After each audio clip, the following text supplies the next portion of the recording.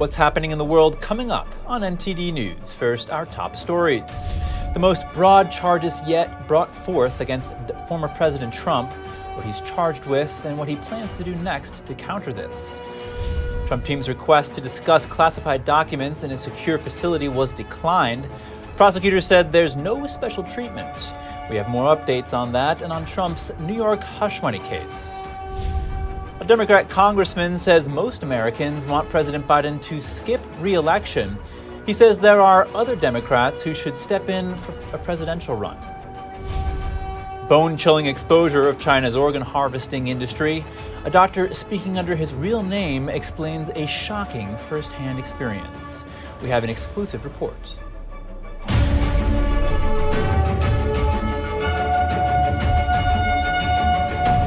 Welcome to NTD News Today.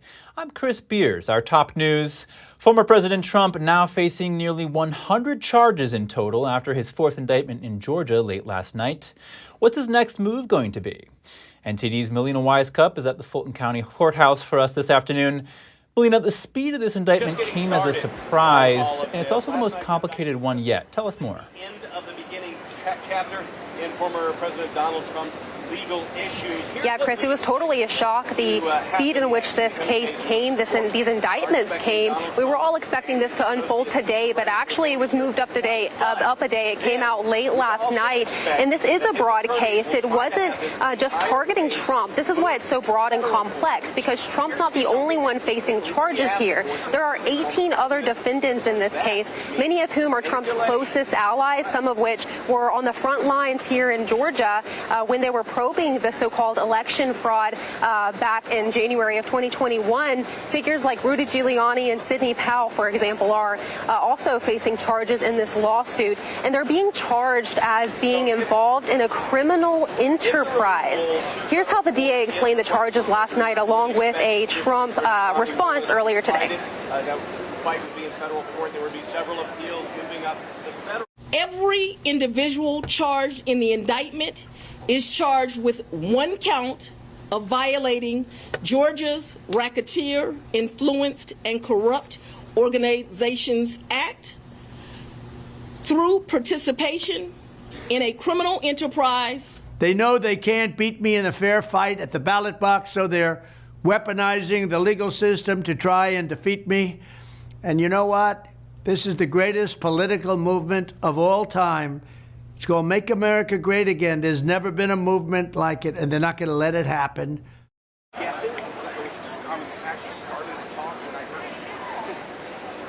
So as we mentioned, there are a total of 19 defendants, including former President Trump, a total of 41 charges. 13 of those charges are directed at former President Trump. If we could just show on the screen here what charges he's facing in this case, but also the other 3 indictments that he's also facing. So if we could just pull that up on the screen. So with the total of all 4 of these indictments together, there's a total of 91 charges. That's nearly 100 charges that former President Trump is right now currently facing, of course, this being the most recent. Now, I want to point out some similarities between this Georgia case and the D.C. case led by the DOJ with regards to the election, the 2020 election, that case there. So there are some similarities. That is, there are conspiracy charges, and these will be particularly hard to prove because you do need to have hard records of communications, which this court does have. This prosecutor does have those hard records of communications. She says to prove this, but you also have to prove another element, and that is you have to prove that there's a criminal intent, and that's what they're conspiring to do. So there's 2 elements here. Attorneys, lawmakers and attorneys tell me this will be very difficult to prove, but of course they're going to forge ahead and try their best. Now, I want to point out one thing that did happen yesterday, and that was the fact that the court actually posted these charges to their website before the grand jury even voted. This was while the grand jury was hearing witnesses still testify, and that was briefly put up. These same exact charges that are now actually out in the open were briefly posted on the Georgia court website and then taken down. Later, the court says that this was a fictitious document, although this has garnered some backlash, especially from Trump's attorneys, who call this a disrespect for the grand jury system, Chris. And what's next in this case, Melina?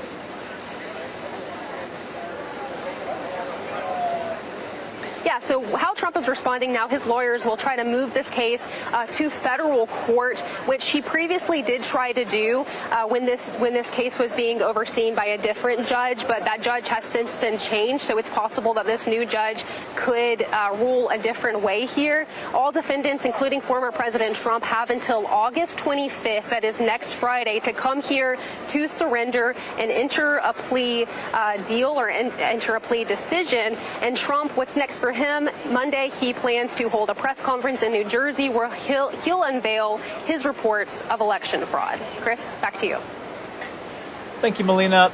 Some updates on two of Trump's other cases. A request by Trump's lawyers for a secure information facility at Mar-a-Lago was declined.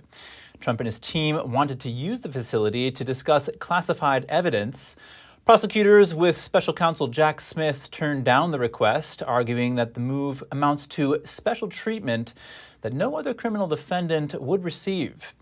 The judge overseeing this case issued a protective order last week, limiting what the former president and his legal team can say publicly about evidence. Over to New York, the judge overseeing Trump's hush money case has declined to step aside from the proceedings. Trump's legal team previously asked Justice Juan Merchan to recuse himself, citing a conflict of interest, both politically and financially. Merchan rejected arguments from Trump's legal team. The criminal case is the first of the four Trump is facing. To learn more about Trump's mounting legal problems, I spoke with Paul Kamenar, lead counsel at the National Legal Policy Center.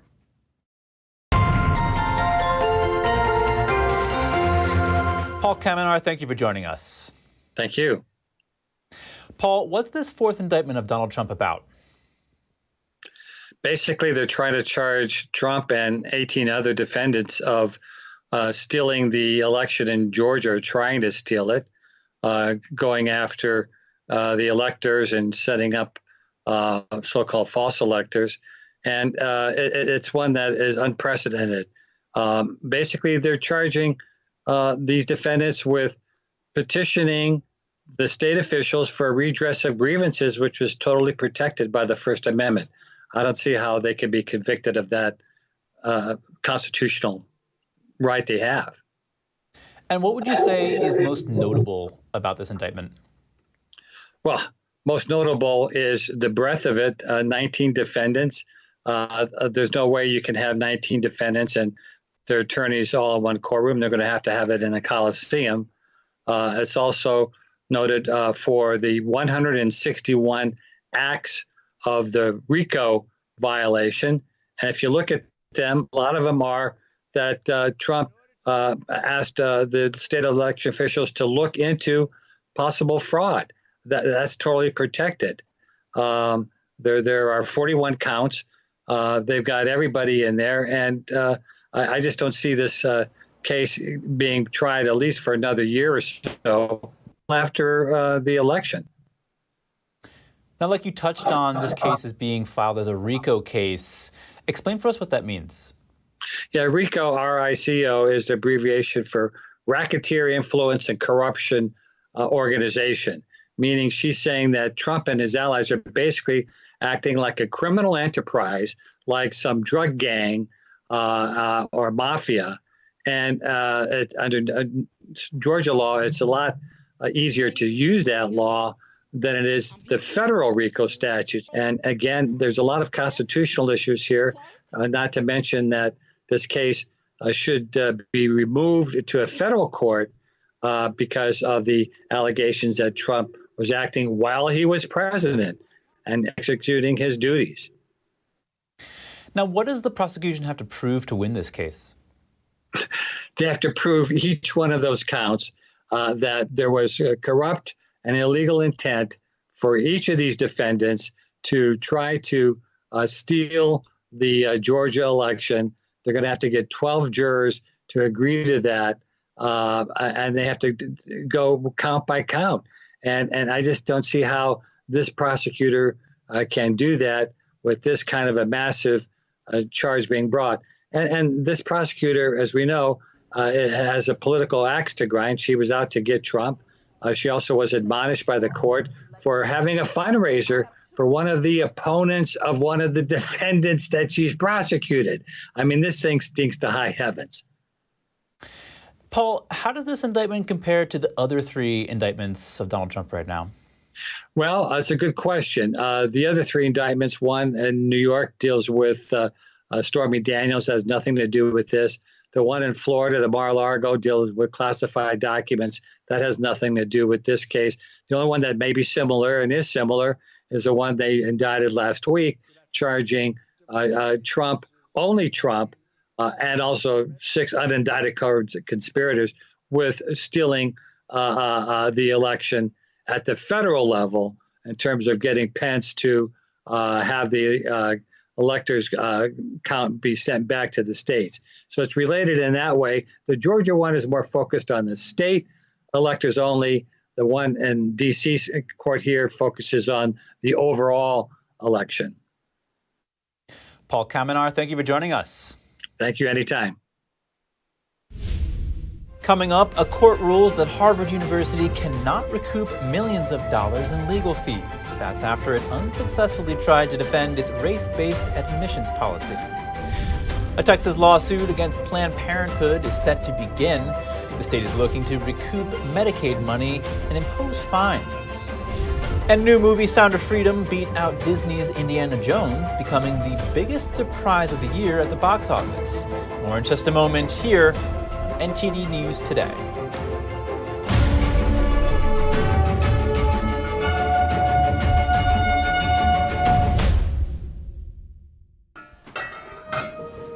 Hey, I told you enough of that.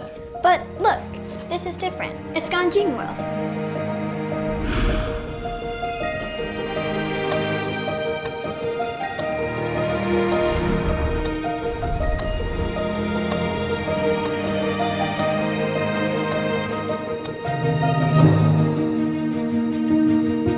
Ganjin World. Family-friendly entertainment.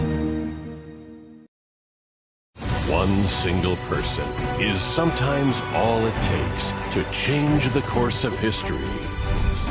With courage and great effort, our ancestors built the pillars we stand on today, leaving us a legacy of art, music, and wisdom. At the heart of almost every culture is our relation and connection with the divine. Today, their profound contemplations, beliefs, and great sacrifices have at times become misunderstood and even ridiculed. With the help of academic experts, we'll shine a new light on some of the most influential and courageous characters in history and the miracles that surround them.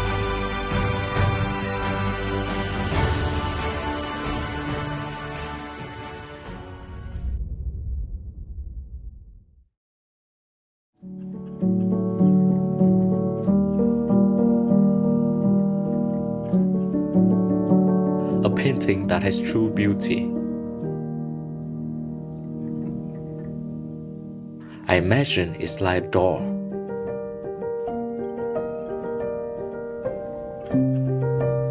The artist holds the key to open the door and bring people to a purer world.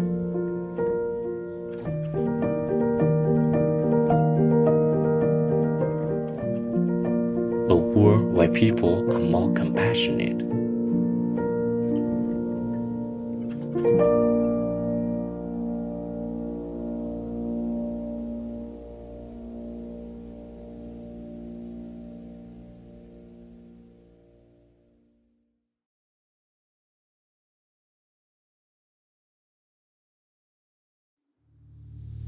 I am Li Qing-yung, the founder of Kwai Shan Fang.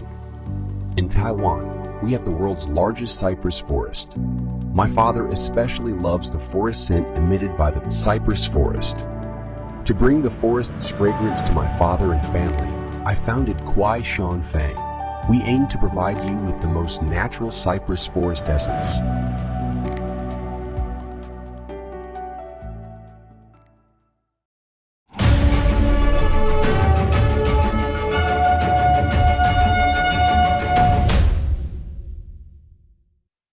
Welcome back. An FBI whistleblower's transcript testimony regarding an investigation into Hunter Biden was released yesterday. The House Oversight Committee interviewed the former FBI supervisor last month. He was responsible for opening the Bureau's investigation into the president's son and remains anonymous. The whistleblower testified that the 2020 transition team of then-President-elect Biden was tipped off about a planned FBI interview with his son, Hunter Biden, and that the interview never took place as a result. That corroborates allegations made by a former IRS investigator turned whistleblower, Gary Shapley.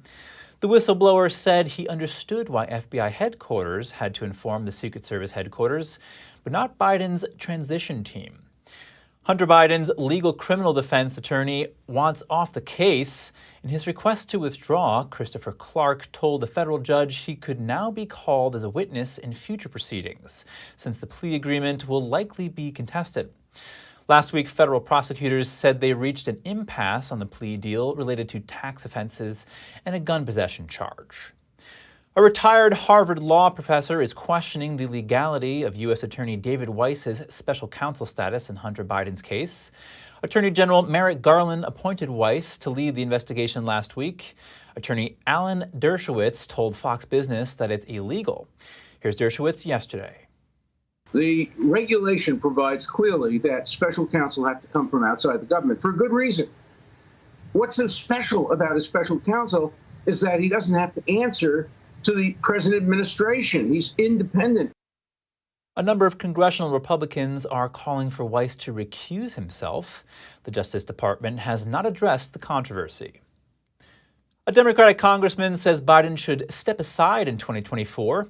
He'd like to see more Democratic challengers step up and run for president. He says the public wants more options. Joe Biden right now is down 7 points in the 4 swing states that will decide the next election. He has historically low approval numbers, Chuck. There are about 55% of Democrats would like to see an alternative. I can keep going down the list. Phillips says he'd like to see Democratic governors from swing states run in the upcoming presidential election. He says Biden left an extraordinary legacy, but that now it's time to pass the torch. Challengers Robert F. Kennedy Jr. and Marianne Williams have already declared their intention to run, but they're not on the list of those Phillips believes have a chance. There has been speculation Phillips is interested in the seat himself, but he's not committed to run. As of Monday, President Biden's approval rating average sat at 41.1% approval versus 54.2% disapproval, with little change over last month. The U.S. Navy is now the third military service without a Senate-confirmed Chief of Staff. Chief of Naval Operations Admiral Mike Gilday retired on Monday. This marks the first time in history 3 military branches have no Senate-approved leader. The spate of unconfirmed nominations is driven by Senator Tommy Tuberville. He's blocked around 300 nominations. Tuberville is protesting federal funds being used to cover travel costs for service members getting abortions. Tuberville maintains it's a violation of the Hyde Amendment, which prohibits federal funds for abortion. Usually nominations are approved in large batches by unanimous consent. Now each nomination must be voted on individually, which slows down the process, especially with Congress on break until September 12th. President Biden had already nominated a replacement to lead the Navy. Admiral Lisa Franchetti currently leads in an acting capacity. Harvard must pay $15 million of legal fees in the race-based admissions fight. A judge has ruled that the university's secondary insurance provider has no obligation to cover the cost. The debt is from the school's failed attempt to defend its use of racial preference in admissions. Harvard bought an excess insurance policy with Zurich American Insurance for millions of dollars in legal fees. Harvard was supposed to formally notify Zurich within 90 days of passing the $25 million cap in order for the secondary policy to kick in. The 90-day window closed in January 2016, but Zurich didn't receive a written notice from Harvard until May 2017. Harvard sued Zurich and claimed the company knew about the pending lawsuit because of extensive media coverage, but the court says Harvard's failure to give notice according to the policy's terms and conditions forfeits any right to coverage. A lawsuit in Texas aims to recoup at least $17 million from Planned Parenthood. A hearing in the lawsuit is set for today. The case is not focused on abortion itself. Texas has already declared abortion illegal. Planned Parenthood claims that the case is another effort by Republicans to further weaken the organization. From the state's perspective, the state was attempting to remove Planned Parenthood from its Medicaid program, finally succeeding in 2021. But leading up to that, Planned Parenthood was still receiving funding. The state is looking to recoup the money given during that time. Texas filed its legal claim under the Federal False Claims Act. Every alleged improper payment would be accompanied by a fine. Planned Parenthood said this could mean it has to pay over $1 billion. A Wisconsin couple previously charged in connection to the Antifa-linked Kenosha, Wisconsin riots in 2020 has now been sentenced for a robbery 2 years later. The couple is also known for shooting a warning shot at Kyle Rittenhouse. Rittenhouse was 17 years old when he shot 3 people at one of the riots, but was cleared of all charges on self-defense claims. In this new case, Joshua Zeminski was out on bail for his involvement in the riots when he and his wife went on a crime spree, resulting in 7 felony charges. A victim identified the couple as 2 of 3 people who attempted to rob him. Kelly Zeminski said that they were trying to get $200 the man owed her and that he sexually assaulted her. She denies anyone had a weapon, but both pleaded guilty to burglary and robbery with threat of force charges. Joshua Zeminski was sentenced to 3 years in prison, and his spouse, Kelly Zeminski, faces a 20-month sentence. Additional charges were dropped in exchange for a plea deal. Joshua Zeminski will also see all earlier charges related to the 2020 riots dismissed. A box office win for Sound of Freedom. The new movie outperformed the latest Indiana Jones movie over the weekend. The movie, based on the true story of a former Homeland Security agent, is about the crime of child trafficking. With a budget less than $15 million, it beat out major Hollywood studio films like Mission Impossible. Walt Disney shelved the film in 2018, and then Angel Studios obtained the distribution rights. It opened in U.S. cinemas on July 4th and was deemed the greatest surprise at the domestic box office this year. When we return, a decade-long case settled. Banking group UBS is to pay more than $1 billion in fines for its role in the 2008 financial crisis. And when are Americans going to see some relief at the pump? We talked to an expert for some money-saving tips. We'll have the details soon when we return.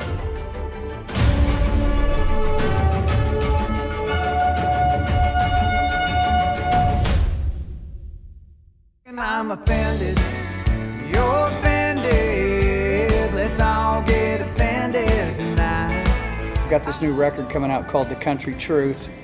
Comes out August 18th. It's the truth being spoken from the perspective of a country guy watching all this unfold.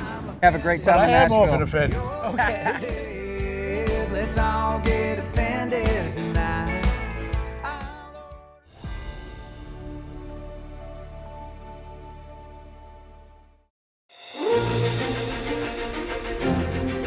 NTD's Capitol Report. It's about getting answers.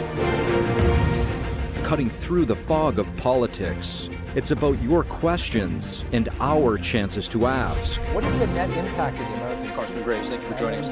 We're speaking to those in power to find out what does this mean for the people.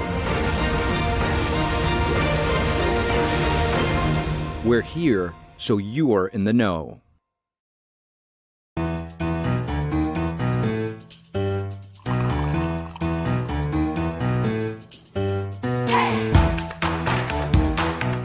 I'm Evelyn Lee. And I'm Kevin Hogan.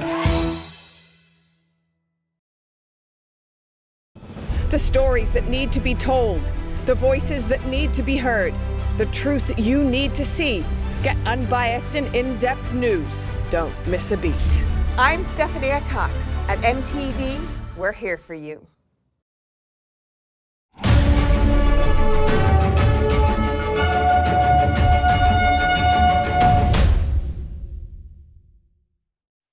Welcome back, everyone. Wall Street firm UBS has to pay $1.4 billion for selling mortgage-backed securities that blew up during the 2008 recession. This resolves the final case over the role of Wall Street firms in the 2008 financial crisis. The DOJ filed a civil action against UBS in 2018, alleging the bank defrauded investors and knowingly misled buyers of residential mortgage-backed securities in 2006 and 2007. UBS described the agreement as a settlement of a legacy matter. Other Wall Street firms, including Barclays, Deutsche Bank, and Goldman Sachs, were previously hit with even larger fines.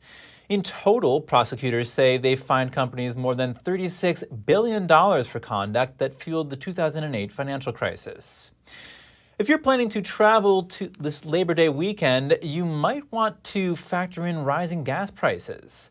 The cost of regular is above $4 a gallon in 11 states, according to AAA. Others are nearing that threshold, and the national average is $3.86. That's the highest it's been in about 10 months, and it's up 3 cents from last week. Oil prices are up because Russia and Saudi Arabia have been cutting the global supply, and policies in the U.S. limit regional oil development and transport. What are some potential factors that could push up gas prices even further? Or could the cost fall by Labor Day weekend?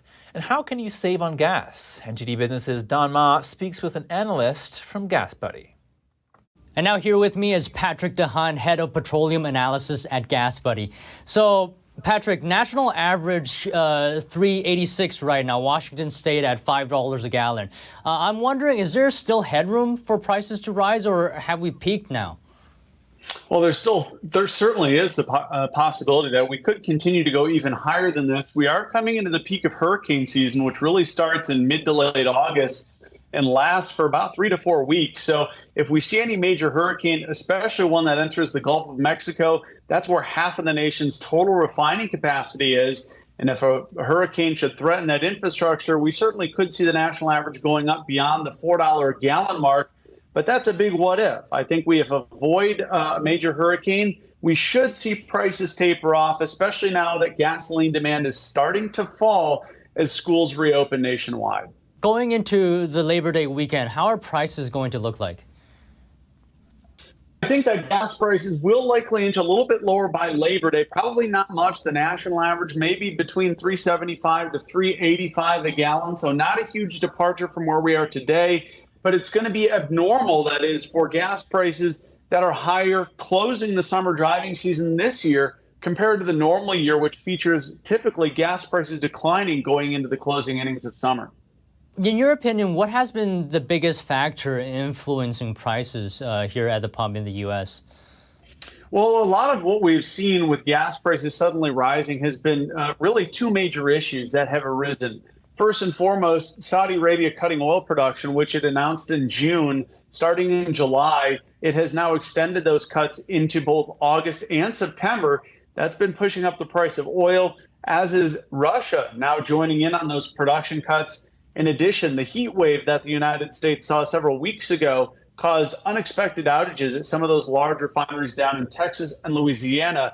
That contributed to the big surge in gas prices as well. Long-term wise, perhaps maybe next year, where do you see oil prices trending?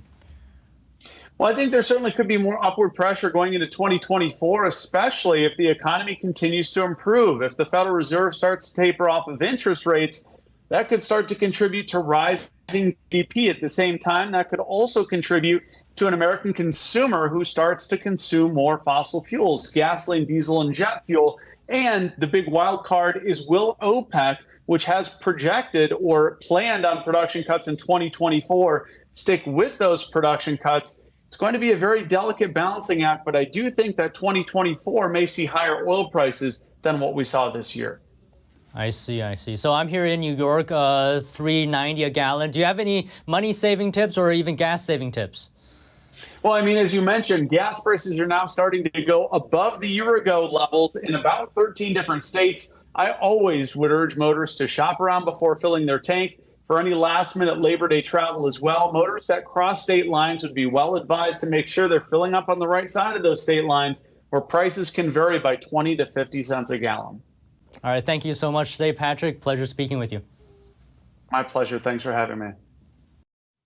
Southern California Gas Company will pay $175,000 in penalties for misleading consumers. California Attorney General Rob Bonta says the firm made many unqualified marketing claims in 2019, saying that natural gas is renewable. Bonta says the vast majority of natural gas, including a majority of the gas distributed by Socalgas, is not renewable, but is derived from fossil fuels. A Socalgas spokesperson said the utility is pleased to have cooperatively resolved the matter. Bonta said he is happy for the utility company's cooperation, but that truth in marketing matters, and it's required under state law. A final judgment in the case is expected on October 19th. Do you drive a Toyota truck? The company just put out its largest recall this year, covering 168,000 vehicles in the U.S. It applies to certain 2022 and 2023 Tundra and Tundra hybrid trucks.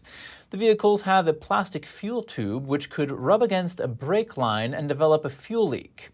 Toyota says such a leak could possibly cause a fire in the presence of an ignition source. The Japanese car maker will replace the tube for free and is preparing to make the replacement parts available. For now, Toyota dealers are installing a protective buffer and a clamp on the fuel tube. The company will notify owners of affected vehicles by early October. You can also go to toyota.com/recall and enter your vehicle identification number or license plate information to see if your car is part of the recall. Clean up downtown San Francisco. That's the message from a business leader in the city. The owner of a popular department store, Gumps, took out an ad in the city's paper to write an open letter. He points to what he called a profound erosion of conditions in the city. He cited scenes of people selling drugs on the sidewalk and defacing public spaces, while many workers stay home. John Chachas saved Gumps from bankruptcy and revived the brand, but now he said customers tell him they are unwilling to shop in-store. He called on the mayor and the governor asking them to remove homeless camps. He says he hopes the city can once again be, quote, one of America's shining beacons of urban society. And if you have any news tips or feedback for the show, please feel free to email us at news.today@ntd.com. When we come back, bone-chilling exposure of China's organ harvesting industry. A doctor speaking under his real name explains a shocking first-hand experience. We have an exclusive report. Japan marks the 78th anniversary of the end of the Second World War. Leaders reaffirm the country's commitment to peace. And a celebration in India as the country marked its 77th Independence Day. More shortly here on NTD News Today.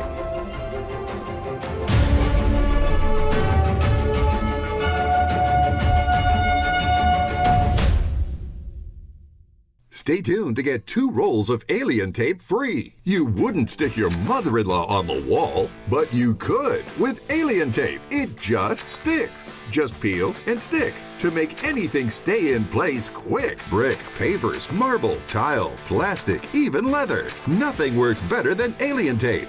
You wouldn't stick your fishbowl on a moving car, but you could with alien tape. The secret is nano-stick technology that grabs and locks on to secure one side of the surface to the other. Alien tape secures in seconds, then twist, pull, and rinse to reuse. Call or go online to get your first roll of alien tape for just $19.99, plus shipping and processing. But to make this deal really stick, we'll give you 2 more rolls absolutely free. You get 3 rolls of alien tape for one low price. Order now.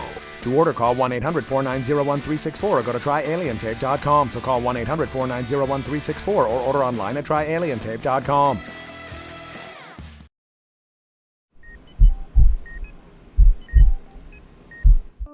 I had a pretty normal mom life.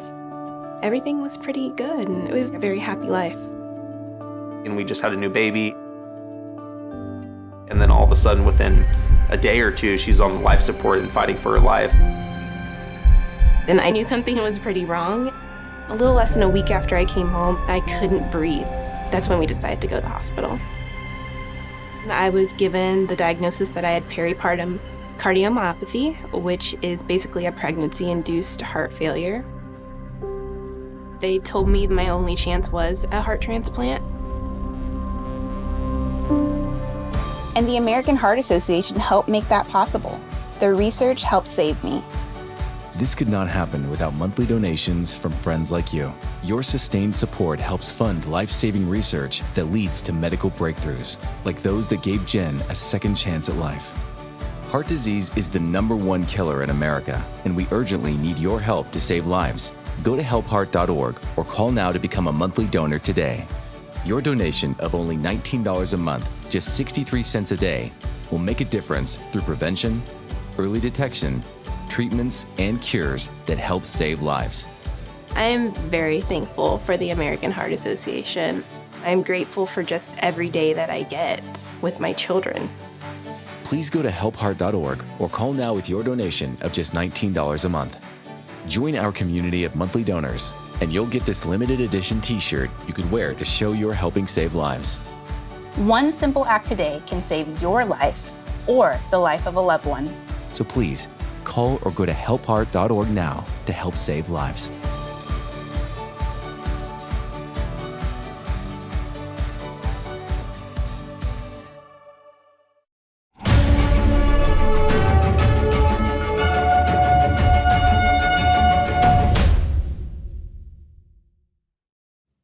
Thanks for staying with us, everyone. If you're just joining us now, here are some of today's top headlines. Former President Trump faces nearly 100 charges in total after his 4th indictment in Georgia.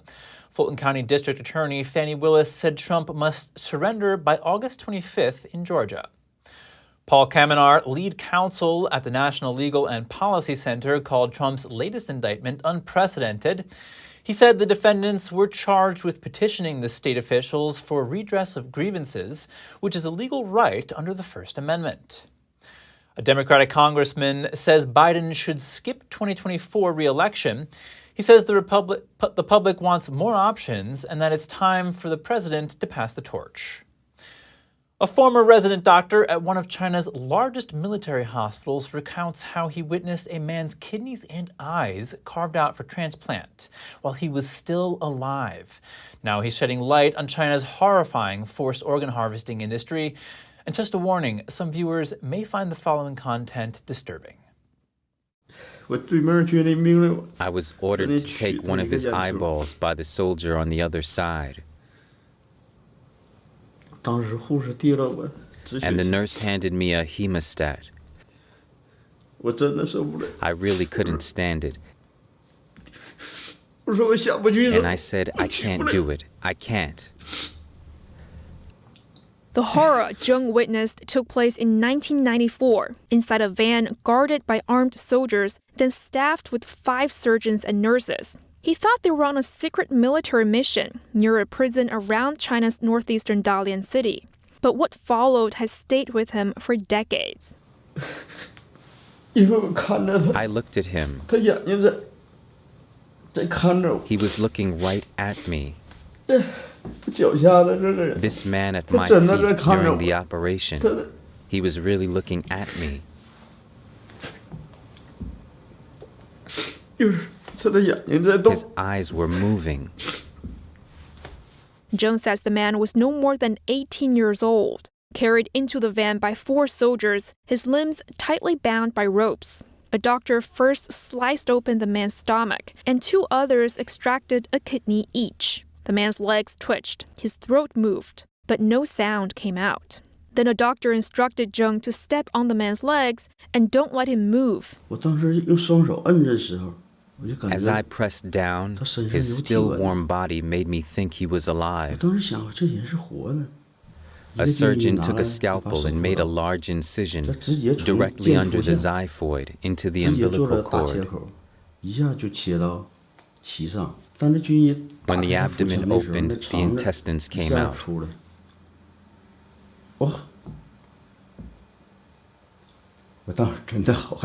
And I was really terrified. Another surgeon pushed the intestines aside and retrieved a kidney. Then another got the second kidney. The head nurse swiftly placed both kidneys in a temperature-controlled box. But little did he know what happened in that van in 1994 would soon become an industrialized killing apparatus in China, set up to extract organs from prisoners of conscience and sell them on demand. Within 2 decades, the mass-scale, state-sanctioned forced organ harvesting ballooned into $1 billion industry. If you want to know more about this doctor and live organ harvesting in China, you can watch the full interview on NTD's China in Focus or visit our website at ntd.com. China's economy on the verge of collapse, according to an expert. Gregory Copley, president of the International Strategic Studies Association, thinks the forecast is worse than most realize. I spoke with him about the state of the world's second largest economy.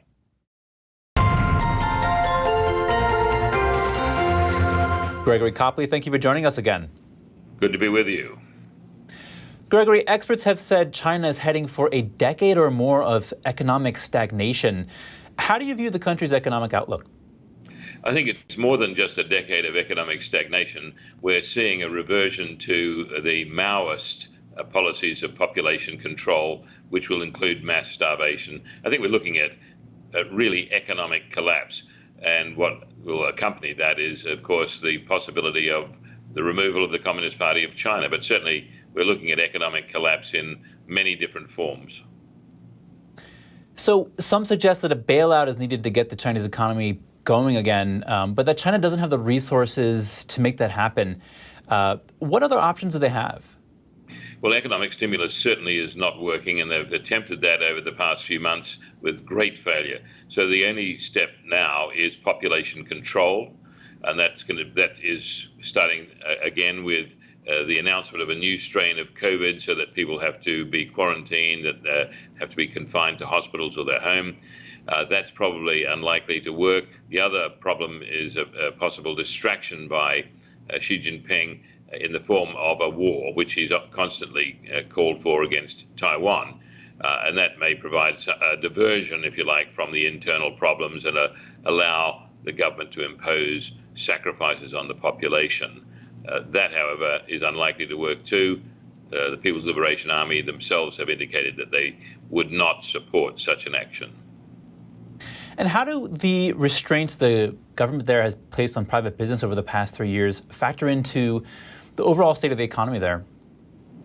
Well, the only resilience we've seen in the PRC economy has come from the private sector. The so-called Chinese economic miracle was not a miracle of the Communist Party of China or the government. It's been a response by the Chinese population, who are naturally entrepreneurial and been very productive. That's all gone. The Xi administration has wiped that out since 2012, and particularly in the last couple of years. So there's no resilience in the economy whatsoever at this stage to respond to either the domestic requirements or to fulfill Xi Jinping's threat of war. That sort of feeds into my next question. You recently wrote about how China is gearing up for war without a wartime economy. Explain that for us a little bit more. Xi wants to use his bombast, his wolf warrior diplomacy, to appear strong on the home stage and to look strong on the regional and international stage. He's done this by calling for war on Taiwan so that Taiwan could be incorporated into the communist Chinese framework. To have a war economy is critical if you're going to wage war. That means you have to be able to understand how you can command all of your resources of state in terms of minerals, production, industry, and the like, food production being of critical importance, so that you can conduct this war. And one of the things is that Xi Jinping has not ensured that this war economy is in place. In order to wage war, you have to marshal your economy. Xi Jinping has not done that, cannot do that. People's Liberation Army is aware of that, which is why they've been indicating that they would resist pressures to go to war. Gregory Copley, president of the International Strategic Studies Association, thank you. Thank you. And now some headlines from around the world. Japan commemorated the 78th anniversary of the end of World War II Prime Minister Kishida and Emperor Naruhito spoke at the event today. They reaffirmed the country's post-war commitment to peace. Officials laid flowers at a memorial commemorating those who died in the conflict. The South Korean president says an upcoming summit with the U.S. and Japan is a milestone in trilateral relations. Leaders from all three countries will gather in Maryland this Friday, unveiling a series of joint initiatives on technology, education, and defense. The event comes amid North Korea's rising nuclear threats and mounting aggressiveness from Beijing. India is marking its 77th Independence Day today. Prime Minister Narendra Modi attended a ceremonial parade in New Delhi, but violence continues to ravage the country's northeastern state of Manipur. At least 180 people have been killed since May, and tens of thousands have fled. Modi said peace was returning to the region, adding that authorities are working to resolve the conflict. China suddenly stopped releasing data on youth unemployment. That followed a record high in June when the jobless rate among 16 to 24-year-olds topped 20%. Beijing's new move is fueling investor concerns. Some see it as another indication of an economic slowdown. Still to come, artists create surreal floral installations for a flower festival in Brussels. Flowers adorn Belgium's capital, most historic landmarks. A festival in Kyrgyzstan celebrates a fermented beverage made from horse milk. The annual event is the place to be to learn how to brew it. More here on NTD News.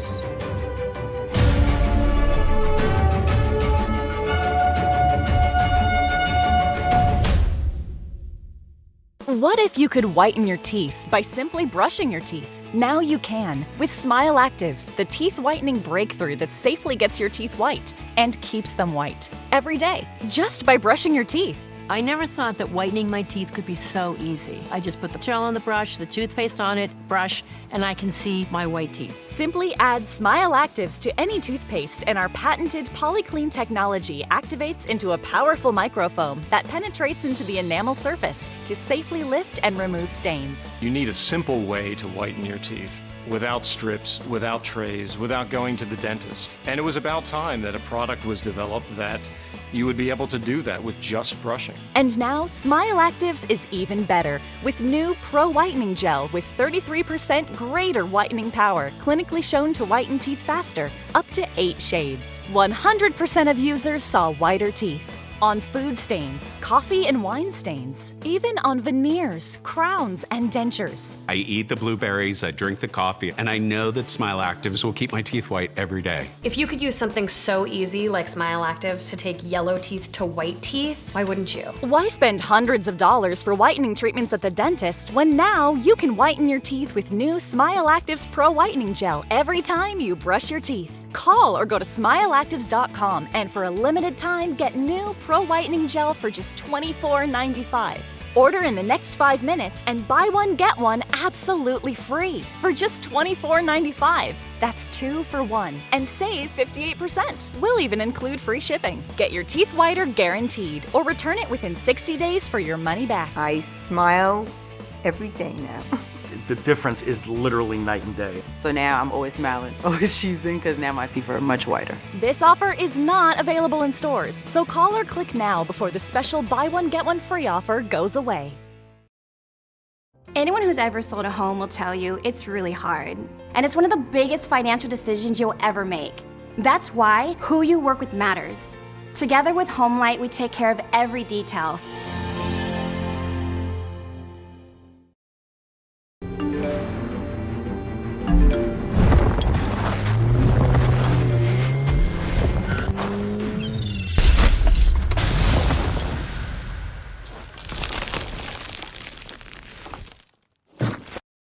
Taiwan's endangered stout camphor trees are worth conserving. Alps Biotech is committed to nationwide restoration to maintain eco-balance. To help counter global warming, we're keen to act on carbon reduction and attain zero emissions. We're realizing ESG sustainability while building up carbon credits. Restoring stout camphor trees, promoting global sustainability. Alps Biotech.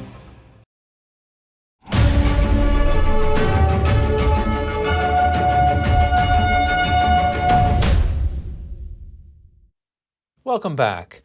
Brussels is in full bloom, with flowers providing a bit of color to some of the city's most historic landmarks. Artists created surreal installations for the Belgian capital's Flower Festival. NTD's Andrew Thomas stops to smell the roses. These 9 elephants never forget how to get to the UNESCO-protected Grand Place. An eager team is carefully decorating them for Flower Time, a biennial festival that highlights Belgium's love of flowers. These elephants' imaginary footprints are made of dahlias. How do they come here? What do you expect? You don't expect to find elephants here in the city center of Brussels on the Grand Place. That's unbelievable. So that's a bit surrealistic, of course, and it's also with a small joke. Each floral installation also has a surrealist theme. In Brussels City Hall, tiny birds adorn a bride's headdress. Floral artist Celine Vandenberg shows how she makes her creations seem like they are floating. And then we worked with some dried flowers, but also the dandelions. So we wired them with a very, very thin wire. And so we wanted to create like a little bit of a fairy tale setting and also like a surrealistic thing. Even the mayor's office has been decked out with floral decor. Here, a chaotic flower arrangement holds messy stacks of unpaid bills and invoices together. First of all, we took some time collecting all of the paperwork. We started, of course, with the paperwork to build up the whole structure. So it's, you can say, a few weeks' work that goes into it. Floral artist Leila van Sumer is creating a long garland for the banister of City Hall's main staircase. It's an unusual job for her to tackle, but she's found the project exciting. It's another place, it's something you don't do every day, so it's something nice, and I got inspired by the paintings because of the colors. I also use the colors in my work. Flower Time started on Friday, August 11th. The festival ends Tuesday. Andrew Thomas, NTD News. A drink made from fermented horse milk is popular in Kyrgyzstan. The beverage has been a staple of the Central Asian region since at least the 5th century, and it's an acquired taste. NTD's Andrew Thomas has more on the horse's brew. Kumis is a traditional nomadic drink made from mare's milk. This annual festival in Kyrgyzstan is the place to be to learn how to brew it. I came especially for this wonderful festival, which takes place in this beautiful, beautiful Chunkerchak pasture. Even without a festival, I come here to drink mare's milk for health treatment and at the same time to breathe fresh air, relax. An array of large and small kumis companies showcased their products at the event. Some demonstrated ancient methods like using traditional wooden milk barrels. We used to use such milk churns. They were made without a single nail, made by special masters, our fathers. Such a barrel was mainly used on pastures. Milk was poured here and stirred, turning it into kumis. An even more ancient type of container is made from animal hide. This churn is made of goat skin. It was convenient for the Kyrgyz to carry it along filled with kumis on a horse. They would put 2 milk churns on the horse at once. And for storage, a milk churn was made of cow skin. The churns were washed every 4 to 5 days and smoked on a pine tree. Kumis production is often a family business in Kyrgyzstan. This farm is home to more than 100 horses, including 60 dairy mares. The owner has switched to mechanical milking, a new method in the country. Most milking is still done by hand. The reason why we switched over to the intensive method is that the Kyrgyz milk one mare for only 1 month. Let's say they milk for 2 months, but it rains sometimes during these 2 months. So they lose mares for several days, and with such losses, pure milk is obtained during 1 month only. Activities at the event included national games, songs, and dances. Thank you for tuning in today. I'm Chris Beers.